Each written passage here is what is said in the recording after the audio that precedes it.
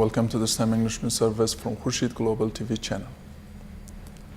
More than 100 people were killed when a Boeing 737 crashed soon after taking off from Havana in what appeared to be Cuba's worst air disaster in nearly 30 years, and there were only 3 survivors, official and state media said on Friday. The passenger plane on a domestic flight to Holguin in eastern Cuba crashed at 12:08 p.m. There were under 5 passengers, including 5 children plus crew members, state media reported. 5 of the passengers and the crew were foreign, according to media reports. 2 Argentine citizens and an unspecified number of Mexicans were among the dead, the Argentine and Mexican governments said. President Miguel Diaz-Canel said in broadcast comments that a high number of people appeared to have been killed. He said the fire from the crash had been extinguished and authorities were identifying bodies. Diaz-Canel said authorities were investigating the cause of the crash.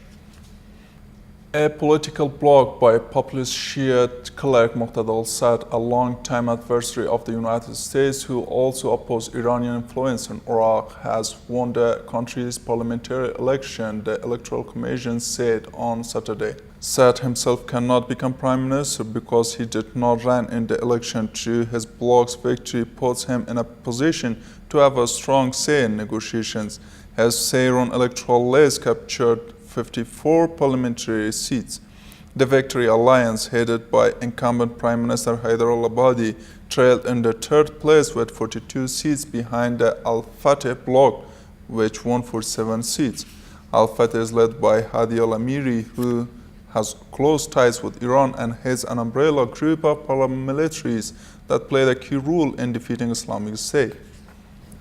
A prayer vigil was held in Texas on Friday to honor the victim of the shooting at St. Phi High School. 9 students and 1 teacher were killed in the U.S. 16 deadly school shooting in 2018.